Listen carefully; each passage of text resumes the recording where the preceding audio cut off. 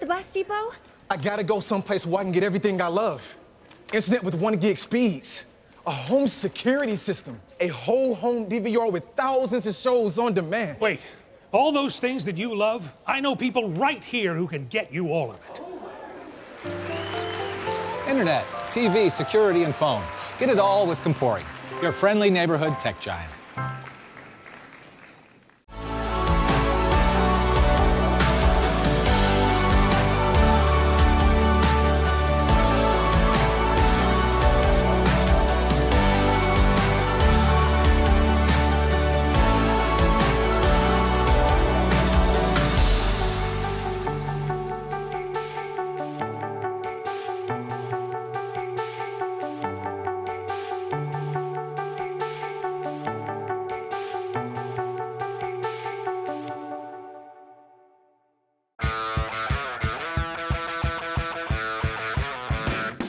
Let's go! Oh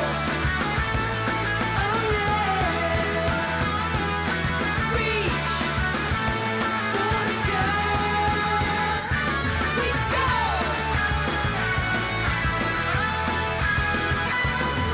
Yeah! Yeah! As you set your financial game plan, we'll be with you every play. Relax. You're with Founders. Hey, I'm Carter Osterhaus from HGTV, here with some tips on heating your home comfortably and responsibly, starting with your heating system. Even on the coldest days, nothing keeps your home warm and cozy like a high-efficiency, Energy Star qualified natural gas furnace. You can actually feel how warm the air is, and that's because a gas furnace delivers air that's up to 25 degrees warmer than the air from a heat pump, and you'll have warmer air inside and cleaner air outside.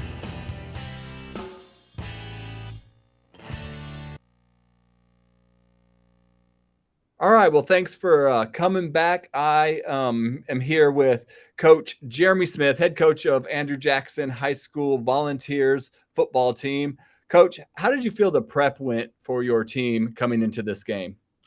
Yeah, we kind of got in a shorter work week just because of the heat and wet bulbs. So starting on Monday, we pushed practices back as far as we could push it, and we still didn't get outside a lot. We got outside more on Tuesday and Wednesday, but we felt like we were about a day behind going into the week just because of that. But besides that, I thought our kids did pretty well.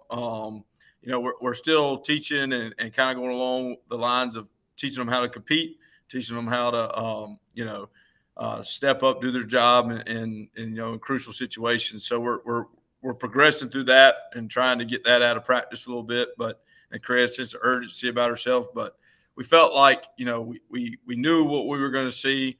We felt like our kids were prepared for us. Defensively, we knew kind of what they were going to do out of certain formations. We knew what they were going to do, taking shots on us and stuff like that. So we felt like our kids were prepared. It just came down to, execution later on. But we felt like we got enough preparation in throughout the week. Like I said, we just felt like we were a day behind with the heat, but everybody was in the same boat. So everybody was dealing with it. But we felt like our kids were prepared for what they were going to see and knew what they were going to see going into the game.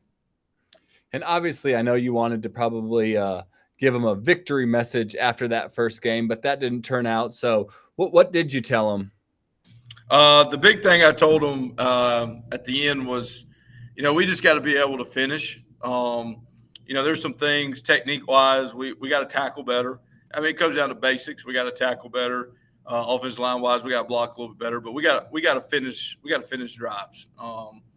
We had some third down situations, and at times our defense did a great job. They got the third down and got them off the field. But there were other times we just didn't. We didn't finish. We didn't fit in the right gap, or we didn't take the correct angle on defense. And so, just little things. I told them at the end of the game. We were in the game in the fourth quarter, but the big thing I told them, it was good to see some things. Kind of being our first game, I thought our conditioning level was pretty good. We only had one player cramp up. With the amount of people we got going both ways, they did a good job with it. And so I thought we were hydrated. I thought we were conditioned to go the whole game. We didn't play like we were tired, but we just have to we got to be focused all the time. And like I said earlier, just preparing throughout the week with a sense of urgency and flying around. That's kind of what we're missing, and that's kind of what I told him after the game. None of our goals are ruined, by this game. And the big thing is we got to learn from it.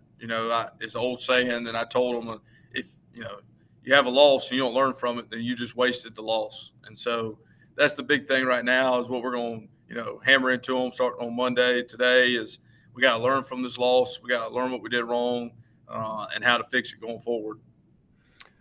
And I know you can nitpick always all the phases of the games, especially when you don't win. But what did you like about your offense? We moved the ball pretty well. Throughout the whole game. We didn't start off hot. We started out with a 3-and-out, but then we progressed throughout the game, and I thought we moved the ball going throughout the game better. We weren't able to execute as well in the passing game as we need to. We're a team that we've got to be able to take shots here and there. We've got to be able to complete, intermediate routes. And we didn't do a great job of that Friday night. We got at times we did. We just the passing game didn't help us as much. I was happy with Trey Thompson, our running back. Had 30-something carries for 200-something or 213 yards, and so he had a good game. Demiah Seegers come in to spell Trey. He had a good game. He had a touchdown run there. So we did some positives, but overall we've got to block a lot better. We've got to make sure that our assignment wise we're a lot better. But there are some positives there. We can move the ball. We can do things we want. We played with some tempo, and that started to affect Fairfield a little bit. But we just got to be able to do it constantly and execute at a fast, high level. And talk about your defense. You talked about last week a lot of new faces there. How'd you feel like they did? Yeah, like I said, it's good and bad, right? It's not all bad stuff. We felt confident going into the game about stopping their run game, and we just didn't do a good job at it. In the first half we didn't do a great job of stopping the run, and that kind of hindered us. And so it's just assignment football, and that's all it comes down to for us. We just got to do a better job of filling gaps. We got to do a better job of having the urgency to get to the ball, and we've got to have a better job of just making sure we don't arm tackle. We've got to make better tackles. That's going to help us a lot. But we knew they were going to be explosive. Everyone they play, that they create explosive plays. They've got some very good skilled kids, very great receivers, and they were able to complete a couple passes on us and for explosive plays, and we were able to affect them a little bit here and there. But the big thing going into it was stopping the run and trying to get to the quarterback, and we just didn't. At times we just didn't do that, and so that. But second half, I felt like we made a good adjustment, and we did a little bit better going in the second half. All right, and what do you think about your special teams? Yeah, they're number 2 receiver for him. We saw him return some kicks for a touchdown in the previous game, and the big thing that we wanted to do was kick it away from him, but make sure we didn't give up a big play on special teams. For the most part, we did a good job. I was fairly pleased. We had some assignment mistakes here and there. I thought the thing that stood out to me most, we were able to make a field goal and extra points. Our field goal team I thought executed very well, but I thought our punt team executed the best. That's a situation where, things can go bad. And so I thought our punt team came out, executed very well. And we were able to flip the field. Marshall Deese, our punter, did a great job. We were able to flip the field on them quite a few times, and that was a tremendous advantage I felt like throughout the game. All right, talk about any players that maybe surprised you in the game that made big plays that you weren't necessarily expecting. Yeah, we have our core group of guys that we know that, and they know that they've got to step up and make plays. And offensively, we had, I thought Ethan Shipp, our right tackle, he had a heck of a game. He graded out about 85%, and he had about 5 knockdowns in the game. And only one loaf for the whole game. So, I mean, he played his tail off. I thought he did a great job. That really stood out to me offensively. And defensively, we had a big game from Jace Fair. Jace Fair's a outside linebacker, rover position for us. We knew that they were going to throw screens at us. Jace did a great job of kind of setting the tone in the flats and doing his assignment. And I think he ended up with 9 solo tackles, and I think it was 4 assists. So Jace did a great job. He really stood out to me on defense. And we felt like our defensive line, for the most part, did a pretty good job of trying to keep gap integrity and trying to get our linebackers off to make plays. So, but yeah, I mean, like I said, we have, and our guys know, with us being a lot of two-way guys, they know they're the guys that got to step up and make plays, and we'll continue to get better at that. Creating a little bit more explosive plays on offense and getting guys to do that. But it was, I was really happy with, like I said, Ethan and Jace. I thought they did a great job. Now, if I remember correctly, and obviously you weren't there last year, this happened too, as they lost that Fairfield Central game. Yep. The Volunteers did, and they came back and really rebounded well. Are you expecting the same? Yep. I think we can. Yeah, I don't see any. Like I said, we had our chances in this game to win, or at least be in the game. It was still in the fourth quarter, a 10-point game in the fourth quarter with about 5.5 minutes. We ended up getting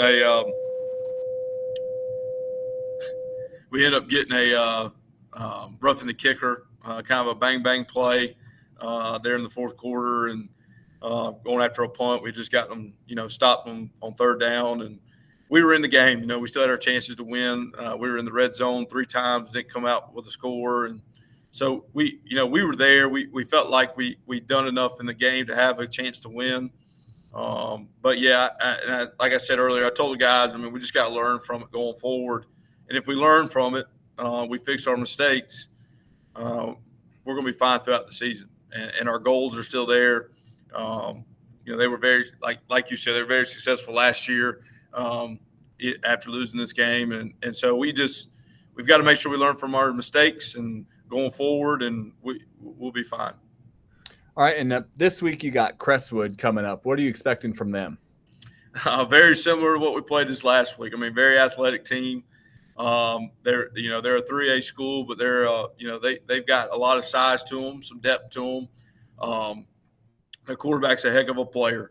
He is he's a dual threat guy. He throws very well. He runs very well. You're going to see them do some option stuff with him. So we got to play some assignment football where we're accounting for the quarterback. But they scored 60 points on Gray last week, and so it was a 62-60 game. Kind of a shootout. So, they're very capable of scoring a lot of points and being very explosive also. The receivers are very good. And so we got to do another good job this week of trying to limit explosive plays, stop the run. That's going to be crucial this week.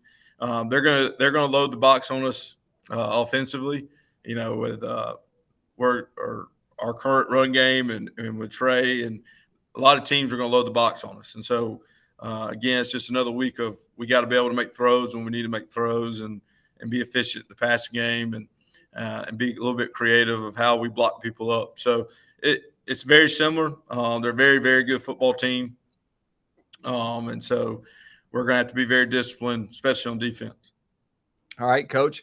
Thanks for being on. Why don't you take us out by telling us why they should go watch the Volunteers on this Friday? Yep. Come on down to Sumter. It's not that far away. I was extremely happy, and our fans turned out last week. We had a great fan base that came to the game last week. Our kids get excited about it. They look up there, they love it, and our fans are very passionate. And you could clearly tell that last Friday. But come on out to come on down to Sumter, Crestwood, and you're going to see hopefully another product that we put on the field that's good. We're going to compete. And you're going to see our kids.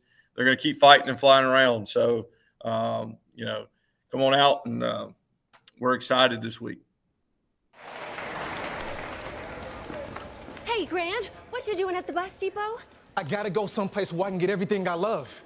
internet with 1 gig speeds, a home security system, a whole home DVR with thousands of shows on demand. Wait, all those things that you love, I know people right here who can get you all of it. Internet, TV, security, and phone. Get it all with Compori, your friendly neighborhood tech giant.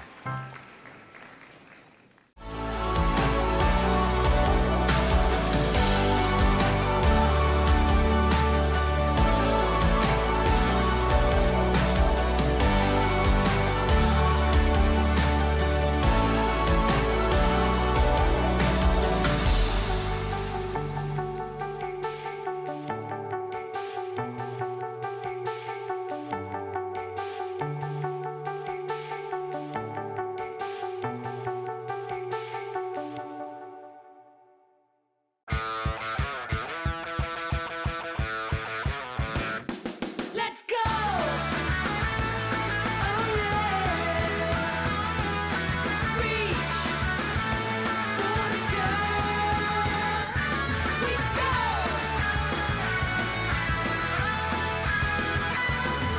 Yeah! Yeah! As you set your financial game plan, we'll be with you every play. Relax. You're with Founders. Hey, I'm Carter Osterhaus from HGTV, here with some tips on heating your home comfortably and responsibly, starting with your heating system. Even on the coldest days, nothing keeps your home warm and cozy like a high-efficiency, Energy Star qualified natural gas furnace. You can actually feel how warm the air is, and that's because a gas furnace delivers air that's up to 25 degrees warmer than the air from a heat pump, and you'll have warmer air inside and cleaner air outside.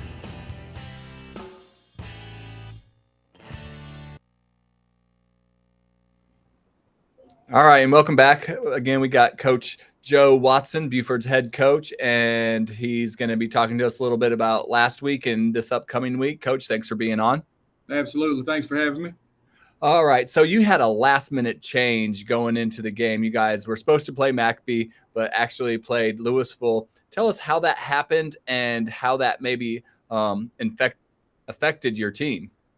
Well, so Thursday morning, I get a phone call from Coach Boulware because they had a cancellation and just basically asking me for help to find somebody. And in the process of doing that, get a phone call from Coach at McBee, and he basically says they have some sickness inside their program, so we needed to cancel our game. So all of this happened inside of maybe 2 hours Thursday morning, and I called Coach Boulware back and said, look, you know, you need a game. We need a game. Let's just do it.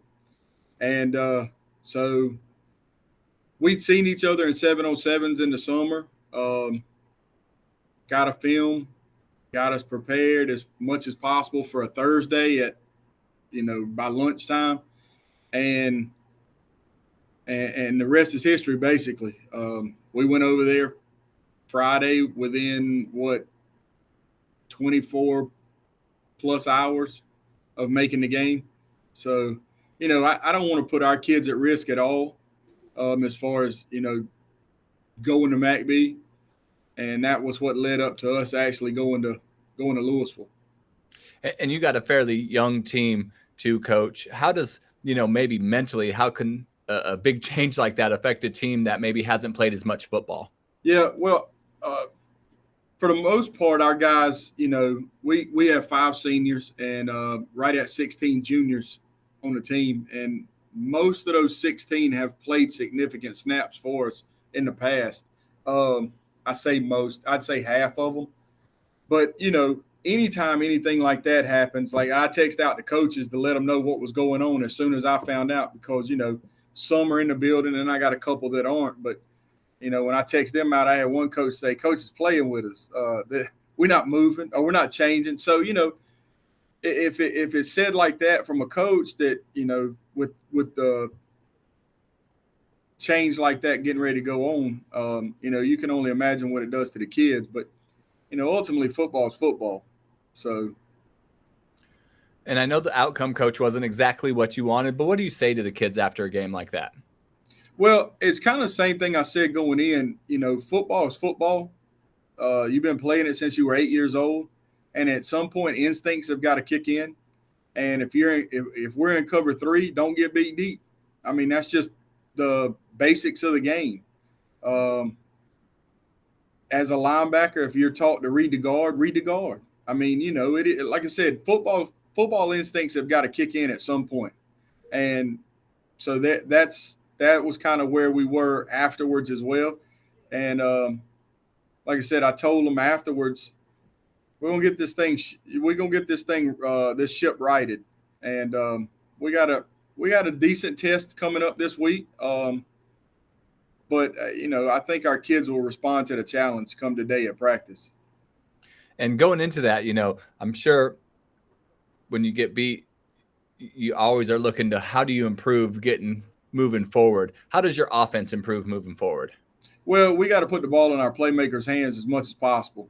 And so we got back Friday night, and the offensive staff sat down, and we have come up with that plan. Nothing's going to change what we do, but we've come up with a plan to get the ball in our playmakers' hands as much as possible. Defensively, it just comes back down to assignments and rallying to the football to tackle. So it's just basics, and we got to get back to that. And special teams the same? Absolutely. We usually don't miss field goals, but somehow we pushed one Friday night. Not that it would have been a difference maker in the game, but like I said, we got to be consistent there. Were there any notable players or anybody that maybe stepped up a little bit more than you expected in that game? No, I'm going to be honest with you. When you get beat 49-0, not too many things went right, and unfortunately, it is what it is at this point because you're not going to change the outcome from Friday night. We just got to put our head down and go to work today and get the ship righted. Well, and our experience in this county, the Buford kids are always resilient and they always bounce back, it seems like, and they play hard all the time. And I'm sure you're expecting that again this week. Now, thinking about this next game in Lee Central, what are you expecting from Lee Central? Well, they're going to be physical. There's some things that they do defensively that we feel like we can take advantage of on our offensive side of the ball. Defensively for us with their offense, it's going to come down to us reading keys. Because what they do, it's going to be really, really important that we lock into assignments and don't get caught up watching things in the backfield. Because if that happens, then they can bust some long runs on us and put us in a hole.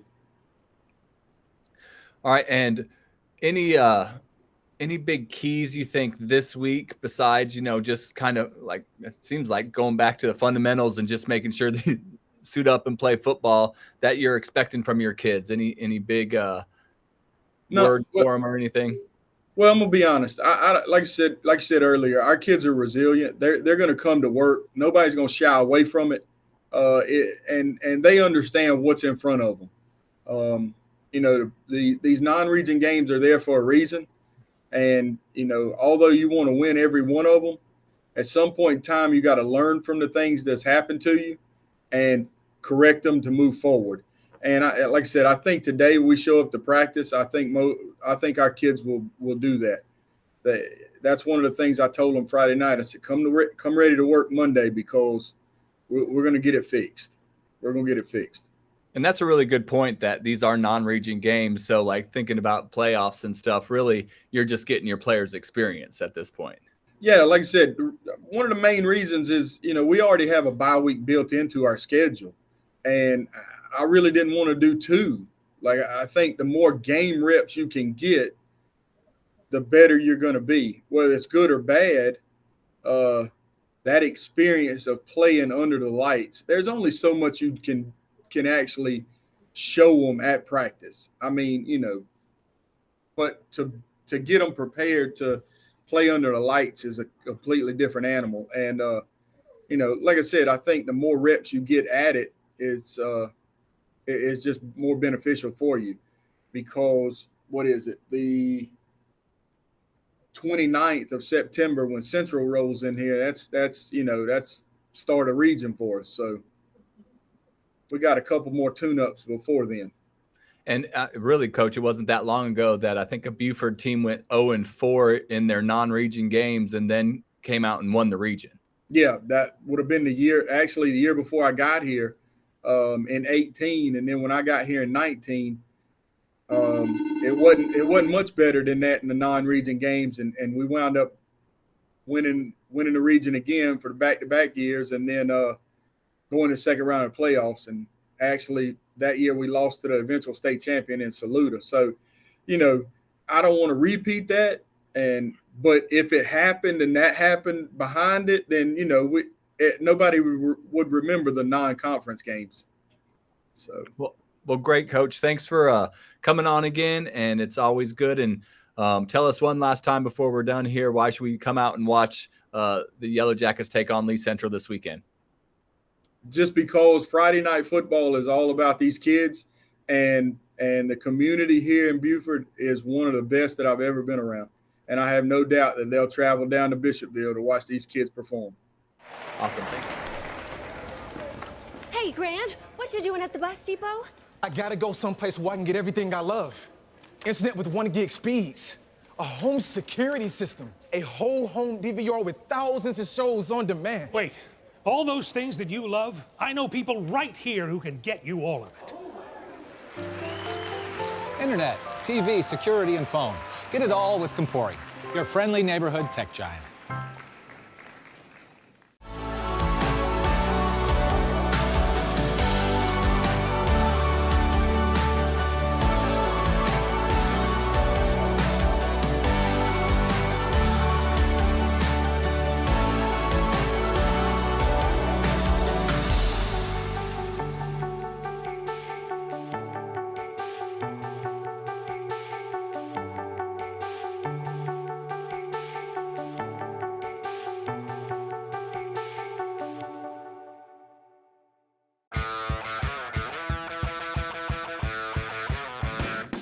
Let's go! Oh yeah!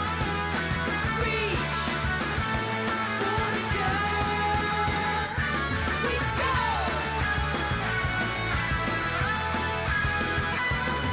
Yeah! Yeah! As you set your financial game plan, we'll be with you every play. Relax. You're with Founders. Hey, I'm Carter Osterhaus from HGTV, here with some tips on heating your home comfortably and responsibly, starting with your heating system. Even on the coldest days, nothing keeps your home warm and cozy like a high-efficiency, Energy Star qualified natural gas furnace. You can actually feel how warm the air is. And that's because a gas furnace delivers air that's up to 25 degrees warmer than the air from a heat pump. And you'll have warmer air inside and cleaner air outside.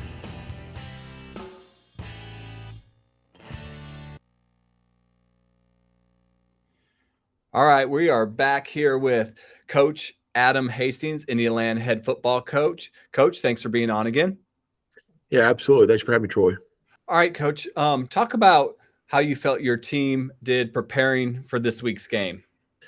Well, we're still really young all across our team, and especially a couple different positions. So, that youth often kind of takes some time to develop the understanding of how to practice and how to prepare, and we're still in that process. So I thought our guys had a couple of good days and a couple of days on the field in preparation that just wasn't to our standards. But I think that I'm hoping they understand the need and the need for really well practice weeks, and be able to understand what you have to bring into a game during the week. And the scoreboard said it was 7-6, but I know you had some scores called back, so it might not have seemed that close. But tell me what you told your kids after the game. Yeah, it wasn't clean. It wasn't pretty, but it was a win. The 7-6 score, I think it never really felt like it was 7-6. We took the opening drive down and, had a catch in the end zone that, we and a lot of other people thought it was a touchdown, but they called called it off, and we had another one in the third quarter, the same thing. And so, we had 250 yards of total offense in the first half, and they had like 20. So I thought that, we did some really good things in really all three phases, but just we got to play cleaner. We gave up 2 big plays on defense. That was the majority of their plays. I think it was like 80% of their offense for those 2 big plays. And one of those plays it resulted in a touchdown. And then, the offense is having 3 turnovers. You're just not going to be really successful when you turn the ball over 3 times. And you talk about that offense. Tell me what you thought your offense did well during the game. I think we did really well. They're big. The Timberlands are really well coached. They have a good scheme, and the kids they got some really good players. They're big. They're as big and physical as anybody will see all year. So I thought our guys did a really good job up front, creating some holes, and also just giving our quarterback time to Jackson, and really give Jackson time to be able to operate and go through his reads. And we threw the ball pretty well. I think Jackson only had like 6 incompletions. Did a really good job kind of operating inside what we're trying to, or inside of our game plan, which is good. All right, and the same thing with that defense. How do you feel like they played? Yeah, they had some threats that really concerned us. They had a receiver that can run, a tall kid who's had some big plays in the game and the scrimmage that we saw on film, and the running back is a returner who's just a really physical big back, and 2 big offensive tackles, one that could go anywhere in the nation, and the other one's really, really good player. So we knew that our hands were going to be full defensively, and that we had to stop them early, get them in drop back situations, and then play smart. And I thought we did a really good job of executing our game plan defensively. And like I said, in this two plays, and one was a misassignment on somebody, and the other one was just one of those plays that I think we'll be able to pick up as the weeks go on. And talk about your special teams, how you felt they impacted the game. Yeah, I think really the most complete group was our special teams. We pinned them one time on the 1-yard line. Another time we forced on our punt team, we forced a turnover. That was huge. I mean, we had a lot of really big plays on our special teams, not just there, but kickoff and kickoff return. I thought they did a great job of really setting a high standard for us this week. And if we can just continue to build off that, I think we're going to be really well. I know it's early in the season still, and you're probably still learning who does what well. Were there any players that you stood out and really surprised you with their play? Yeah, I think Jack Record played really well at offensive tackle. He's a second-year starter this year playing left tackle. I thought he played a really well, really good game, graded out really well. He's a guy that I think has really developed in the last 2 years. Jackson, Hayden Morris had another big game. He had 6 catches for, I think, 84 yards. This is the second week in a row of 6+ catches, 5+ catches. He's really, as a sophomore, is really starting to come in his own. I think he did a really good job. Ricky Myers, another guy, had 5 catches, did really well. And then defensively, Tamir Hickman Collins had 11 tackles. And then, really excited about Mikey Johnson as a kid, MJ, that we really feel like is going to really kind of burst on the scene this season. He was second on our team with 9 tackles. So he's a guy that played JVs for us last year and is really impactful and has had a really good 2 weeks so far this year. And you talked about this being a really young team. Talk about the importance of these non-region games, especially for these young guys getting ready. I mean, it's just experience. I mean, as many different reps they can get against different opponents, different looks, the more it's going to prepare them when they get into the heart of our season. And so when you look at these non-region games, we have kind of a variety of schools that we're playing. We've got a school in North Carolina this week, playing Timberland. I think they have like the 5th highest winning percentage of any high school of any level in South Carolina. So I think it's just been a really good opportunity for us to get a variety of experiences. And for young teams, it just gives them better prepared when they have to be able to play. We're young, but we're talented. And that's the one caveat with our youth, is that we're very talented with our youth. So I think the more we can continue to, cultivate that and grow them into what, a little bit more maturity and understand what to do, I think we're really going to have a chance to be a pretty complete team. And talk about this week, you got Palisades. Talk about what you're going to expect from them. Yeah, I mean, this is the second year we've played them. This is the school's second year, and it's an offshoot of Olympic High School. It's already a huge school in that area just by the numbers. But they're much improved from last year. Really impressed with some of the things they've done, some of the things that they are doing, just how much the improvement they've shown.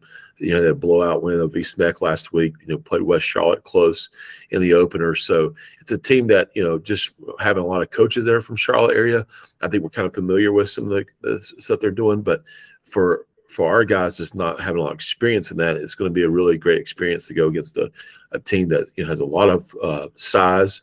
They're long. They got some really good playmakers on both sides of the ball. It's going to be a tough game. All right, Coach. And thanks for coming on again this week. Close us out by telling us why we should come watch the Warriors on Friday.